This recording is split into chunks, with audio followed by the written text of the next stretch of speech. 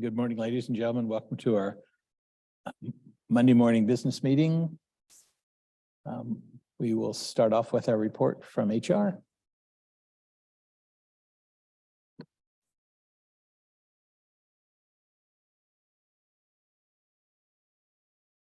Good morning, Commissioners. Jessica Warren, Human Resources. First item I have is just a notification. The auditor's office has promoted their senior accountant to the accounting manager position. So they'll be filling the senior accountant position.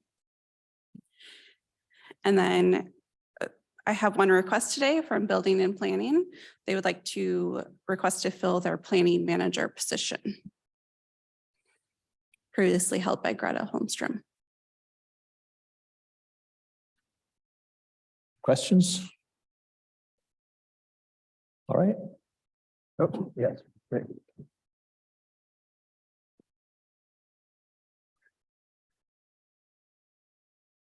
Yeah. Can I see it? Can you give me a description of what you expect this person to do? I guess I'm kind of, maybe it's more in the hiring process, but I don't want a roadblock down there. Yeah, absolutely. And Tracy Jackson's here. She might be able to elaborate more. So I don't know if I'm ready to just say, okay, fill the vacant position. Commissioner Dahl, you read my thoughts. You say them out loud. I'm looking for a non-road blocker. I'm looking for forward thinking and getting the permits on the ground. Greta's position, or the planning manager position that I'm looking to fill, there's a void since she's been gone. She did a lot of technical and expertise. She had a lot of stuff that the other planners relied on. We don't have that down there right now. And we don't have a go-to. I also want someone to represent the county in Building and Planning Advisory Council, as well as on our planning commission. So this position is a very important role to me. It's kind of one of my hands. I've got the building side and then the planning side. It's a management position in our office. We currently don't have that, so I'm getting that. I'm doing that as well. So it's an expertise of that I do not have at all. And I really need that position filled. My hope is, I have 3 senior planners. My hope is that we open it up to the county and see what kind of interest I have. I know I have a couple internal candidates that are interested based on qualifications and who applies. They may end up having an opening, but I do not intend to fill that opening if we do have an opening. So there'll be a kind of a trickle down effect, but I will not come back, at least at this time, and try to refill a hole if you really need a go-to and a leader down there. And I have 3 senior planners, but it's kind of we've got long range and a community planner, and we've kind of mishmashed. I'm trying to more streamline processes for counter staff too. So it's kind of from the front all the way up. So you have 2 senior planners that you think may apply for this. Possibly. Mm-hmm. And do you think they have the experience, but they can't do it now? They can't pick up some of that slack now? They are right now. They are taking some of it right now. It's more just they all are doing different pieces of it. It's kind of like split the pot a little bit for more of their specialties and worked on their expertise. And I'm just looking for the holistic person to stick in this position and be the go-to, the mentor, and the kind of the leader of the pack down there on the planning side, and also to streamline and to what am I trying to say? I want them to share knowledge, and that's not happening right now. We've got some kind of roadblocks down there, and I'm trying to open up the playing field. I take this area very seriously. It's so I'm going to be probably a lot of hands-on when we're looking at people, or I'm going to want to know a lot of things. I'm just going to be upfront with you. I appreciate that, and I'm looking for that. Absolutely. I welcome it. Absolutely do not want a roadblock down there. I don't either. Okay. So Tracy, in your description, I think I heard you say that you need somebody with a technical expertise who will not be a roadblocker. Mhm. But the three down there are roadblockers. I mean, you kind of described them. They were in their own silos and they're not sharing I information. have some silos. There's silos built right now. I'm trying to break down those silos and get more of a widespread approach. As well as I need my senior planners to share their knowledge with the newer staff that we have down there and get them their confidence built, their experience built, and get them up to speed. So, and give them some just experience doing different type of applications, kind of taking them out of their comfort zones as well. So we've got a lot of new staff down there and I need to get their knowledge base broadened. So. Permit activity and stuff still strong? It's very strong. It's very strong. Our numbers are actually higher than what they were last year. It has not slowed down at all. It's kind of weird. Not complaining. I think it's fantastic. I thought with the interest rates, we may see a little bit of a decline, but we have not. We haven't added new permits, have we? New permits? Oh yeah, we've had lots. No, I'm being a little facetious. If permit process is strong, have we added a lot of permits that people now have to apply for, they didn't have to apply for a year ago?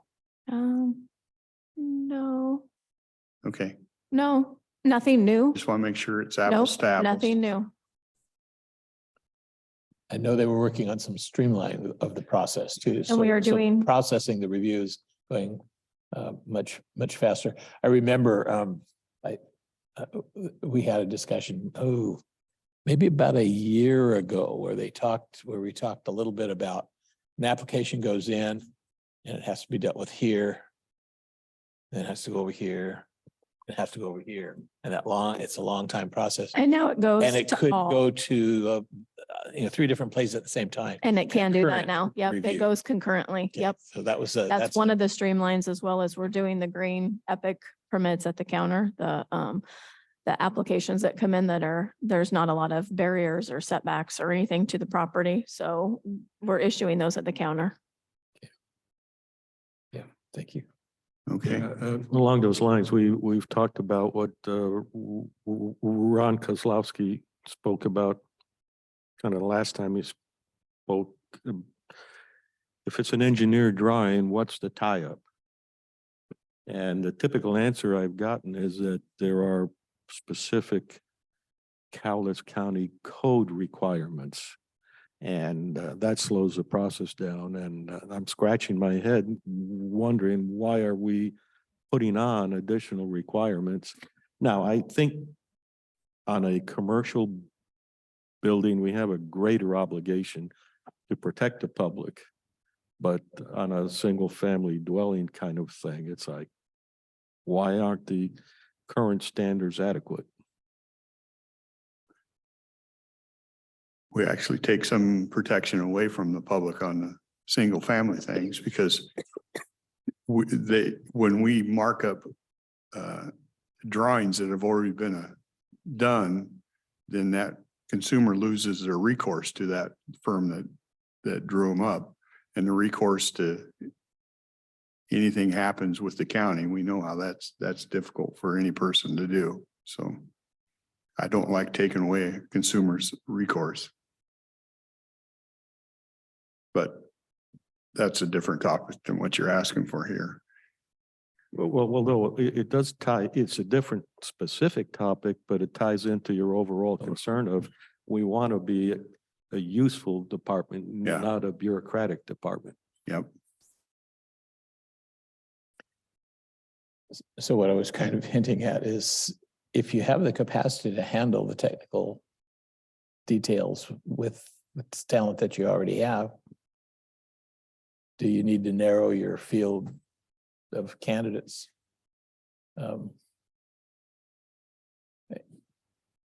As opposed to having a manager who does the other kinds of things that you talk about, inspire and build up and confidence and those kinds of things, that whole different strategy.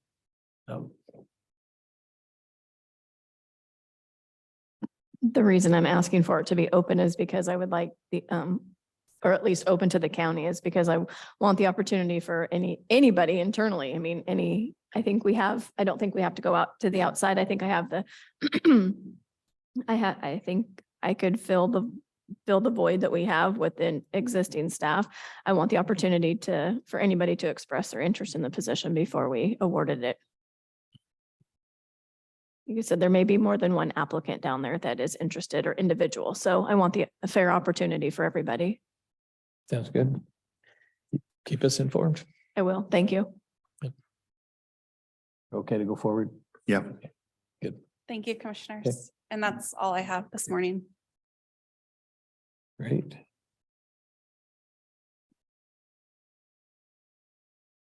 Anyone? Come on up. Commissioners, this is Brian Perkins. He's the new budget analyst for the Administrative Services Great. Department. And he just had a budget update for you. Super. Welcome aboard. Thank you. Not a ton of updates at this point. Basically, we're going through a lot of reporting improvements, I would say. And in addition to that, we're also working on a budget amendment for April. So that's kind of where we're at.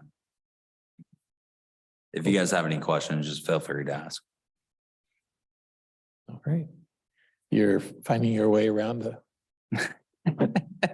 You know where everything is, right? Yeah, exactly. After 2 years, 3 days.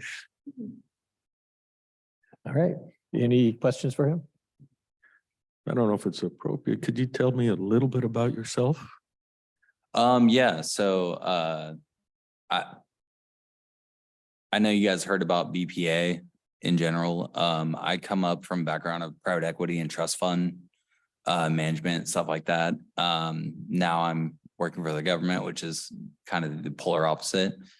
But I come from a perspective of, wanting to make things efficient and having everyone's best interest in mind. So.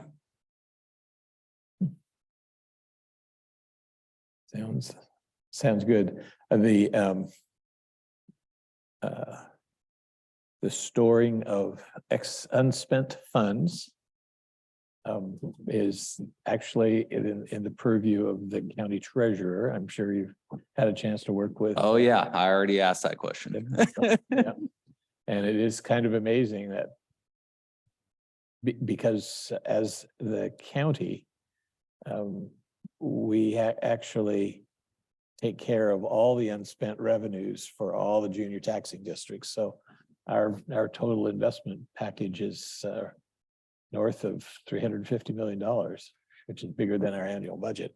But again, we don't spend all that money because all those other independent agencies spend it. Yeah, that's actually the exact question I had for Tracy this morning. I was like, how do we have so much money? But there's like requirements and a bunch of other stuff that I wasn't aware of, So there is that. And then of course, we get a whole host of revenues that are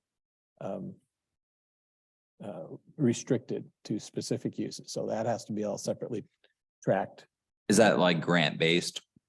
A lot of it is grant based. A lot of it is within the taxing authority we receive from the legislature. Okay. And so it's a rich field of details. Yeah. Yep. To say the least. I'm learning slowly but surely. Yeah. Yeah. And then of course you have to figure out the bars system, which is. Yeah, that's a headache another. all of its Yeah, own. that's another thing I'm gonna have to figure I out. think I haven't had too many conversations with folks who come in from the private sector, but they do mention the bars doesn't help with efficiency. No, it definitely doesn't, but it's Washington State based, right? Right. So I mean, it rolls up into their accounting and they're making it more efficient for them. It's not efficient for us, but it is what it is. Yeah. Okay. So I've always been curious, and I know I've asked and been told, but apparently I didn't understand then. The special revenue departments, like building and planning, for example, they're supposed to charge only that which they need to to do the service, perform the service. And on the Southwest Clean Air Agency, what they do is they figure out what it was the year before. So they're always a year behind. That is a charge based on, well, we took in money and we spent money, and it means this costs this much, this costs that much, and they apply that for the next year, which may or may not be accurate, but at least I understand that. So someday I'd be curious if, Yeah, no, I think I can speak on that a little bit. What I would say is that they spend money, but at the same time, like, it's a zero-sum game. And at the end of the day, like, we get interest income from like the Treasury Department, for example.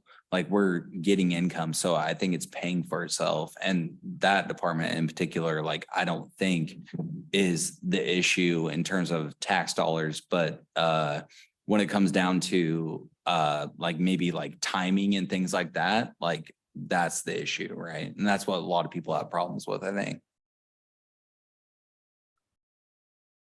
so far, I still don't understand.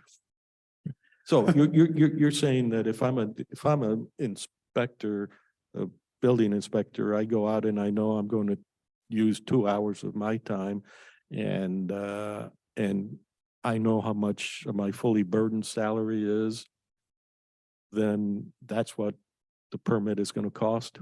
I think from a Two timing blows. perspective, and I'm talking, I don't know, to be honest, but I'm talking from a like approval standpoint of timing is different. Like, that's what I would say. If memory serves me correct, when we've approved rates, we do that on the basis of recommendations from staff and the manager who's taken that into account.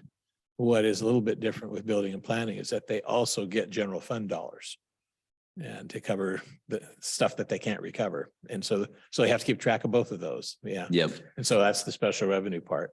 And it is quite a bit confusing. So But do we make up for the so general the fund building dollars? part, I think the building department side is totally rate based. Yep. That's all the revenue. Yep. But And there's this- some planning activities.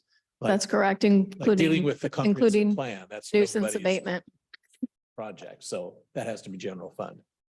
like nuisance abatement. That's another general fund function. See, that's curious. I would figure the reason we have a planning department is because we have to perform the same kind of thing as we do with the permit side. We're looking at what's being done. And if we weren't planning, we wouldn't need to have any of this other stuff. So there's So we do charge for planning review when somebody brings a project in. But it's measured against the plans, all the different various plans that have to be developed by the general government functioning. And Correct. so- That's project related. Yeah. And you're talking generalized. So the generalized stuff, community-wide, Cowlitz County, from one end to the other is general fund. The other is enterprise fund. Yeah. When it's permit related. Most of our salaries down there are split, a very small portion to the general fund piece, and then the rest of our into the permitting functions. And then one last comment, which is, I have to compliment you. You've been here such a short time and you're here before us, and that's got to be a little strange at best. A little special. I have just kind of general questions, and I'm not really, when I was in private enterprise, the business I was in, I would monitor loan activity. I'd monitor I would monitor things that give me a general sense of what the economy's doing. Loan activity, transaction activity, overdraft activity, delinquencies, losses, just all that kind of stuff. And when I try to equate that to the government side, that's why I ask about permits or property taxes. Are we seeing more delinquents? And I guess what I'm asking, do we track some of that stuff so I can And you're new, you may not know the answer to that, but No, I don't know the answer to that, Yeah. but at the same time, I'm cognizant of that as well. Like I think about those types of things because, you know, coming from the private sector, I think about how do I maximize revenue? Well, you're government, so you're not going to maximize revenue. Yeah. What you're going to focus on is how do you save or how do you, you know, do those types of things. So I think you brought up a really good question and I think about that every day. So. yeah. And it's, Brian, just be aware that that last comment that you made about maximizing revenue. Yeah, we don't do that. This month No, in yeah. particular, people think we maximize revenue. Yeah, no, Because and they're we paying higher don't. We property do taxes, the so. exact opposite, Right. you know? And so, yeah, and it's one of those things, coming from the private sector to being government is totally 180. yeah. And since you've had that experience, you kind of come from the side that I come from. Yeah, you're in And- banking, right? Yeah, and Yeah. people used to ask me, you know, what's going to happen. So I kept this little clear marble and said, this is my crystal ball. I mean, it's difficult, but I think you can look at things and look for trends. So what I would ask you is if you see those type of things, I would be interested in knowing. I'll let you know when I know. How Yeah, about that? that's fair. And you know, it is absolutely okay. If you don't know, don't Yeah, fake it. I'll Don't fake admit that I yeah. don't know. Yeah. So, you know. But I have a great team. Tracy's awesome. Kathy's good. So I'm in a good spot. And I think you guys are great too. And I honestly think that the county in general is going in the right direction. So. Thank you. Thanks. Any other questions, comments? All right. Thank you very much. I don't have anything anymore for OAS. Kelly, did Mike cancel the 11? Okay. Most of it, yeah. Can I ask a question? We still have a couple of other items at the Okay. 11 o'clock hour, however, but I think Maureen's not on, I don't think. I don't see her. Yeah, I don't. So, and we don't have anything from Victoria today. She's on vacation. So go ahead. So we just have a miscellaneous, but it's technically for building and planning, but I have to ask the question. I received a copy of a letter from Mayor Wilfin from the City of Woodland asking the board to comment on that surface mine overlay. Yes, That's in yes. Clark County, but I didn't know if the board was gonna draft a letter or if you needed us to draft a letter on the So board's I- behalf. Think we are anticipating some response from Don or Doug. Yeah, I from think Doug. Yeah. you Yeah. have reached out to him. So we're looking at it. Okay, So we Sure. intend to, there's a deadline coming up for public comment though, isn't there? I think we far exceeded that. we did. And that's why I just didn't know if the board wanted to put work on a statement or a letter back to City of Deadline Woodland. earlier, was it in March? It did come in March, the letter. The letter came in March with that deadline for public comment. Oh, the deadline was before that, I thought. Yeah, that was I think that was a yeah. secondary. I think we're past public comment. They're just looking for a Or letter to support, yeah, support for their resistance. position a Yeah. little bit and as has been mentioned, that's in the works. Seeing what we can do. Okay, just wanted to check in. Thank you. By the way, I noticed that Carolyn is an attendee.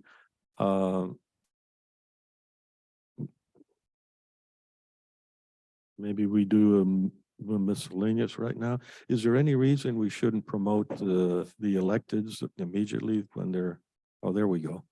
Okay. Good morning. Good morning. I was just listening in. I didn't have anything additional today. I was going to give an update on the Lexington bus issue, and we had that scheduled for the 11 o'clock meeting. Mike And I canceled- just got legal advice on that. Oh, just- good. Okay. So there's a lot more information since we've communicated last week.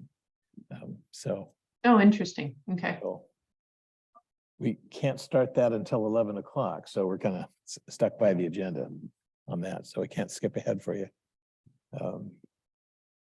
I'm going to forward this email if you have a couple of minutes to take a break. I'm going to forward the legal advice to you that I just received. Okay, So you have a chance to read that before your next meeting. okay, thank you. We do have another miscellaneous item. We've received a copy of the Washington Association of County Clerks. There's an extra C in there. So, okay, a request for, that Kelly is making that she be allowed to attend in beautiful downtown Squim. First week of May.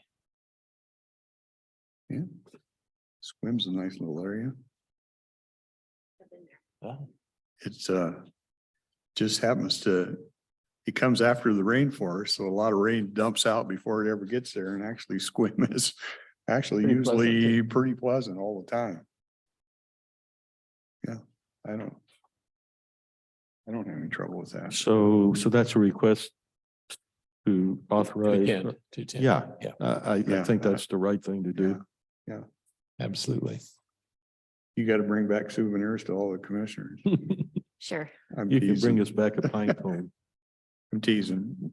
There will not be a clerk available those 2 days because Bailey will also be out of the. That's a What Thursday, days are Friday, they? isn't it? Oh, that's It's a Thursday, Thursday and Friday. So we don't, which we don't really need a clerk for any formal meeting, so. and that, yeah, okay.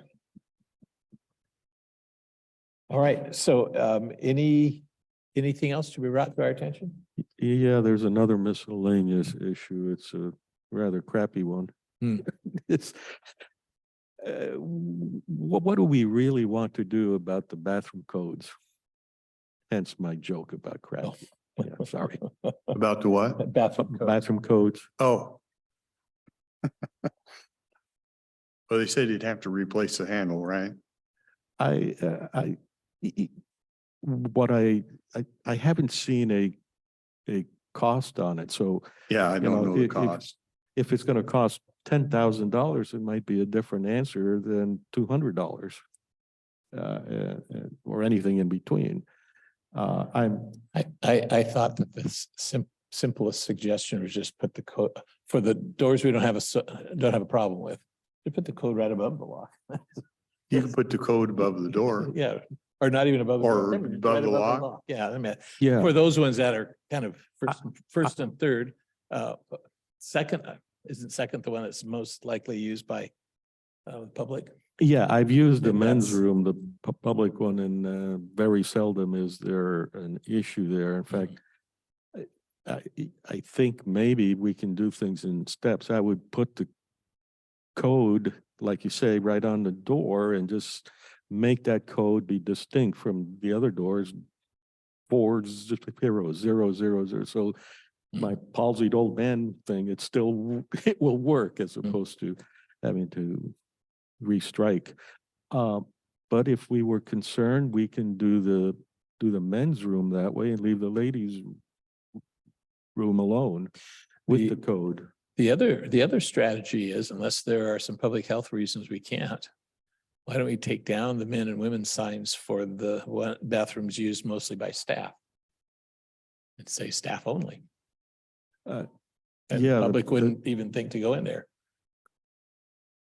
But I don't know, there may be some, because of the size of the building, we may have to have so many bathrooms available or open, but that's for somebody else to decide.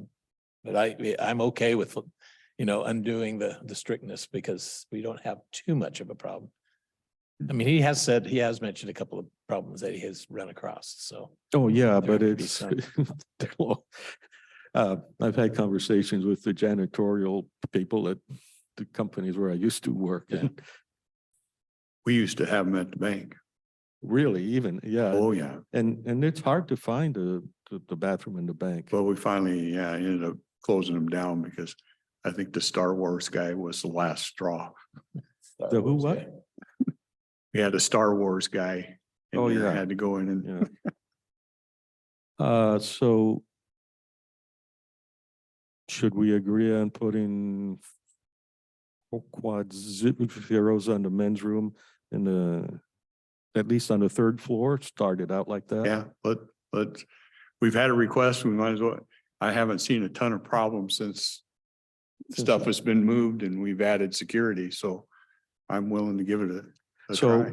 the first floor ones are more likely to be invaded by transients, I would think, and that's basically the issue, I would think. Yeah, So let's just do our men's room up here, do 4 zeros and see how that goes for just a little bit. yeah.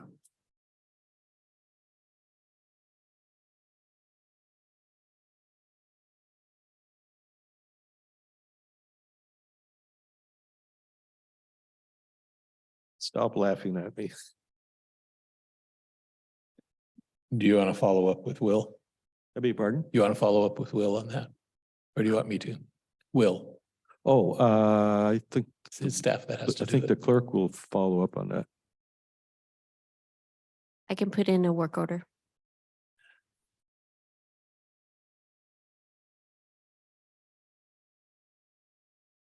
All right.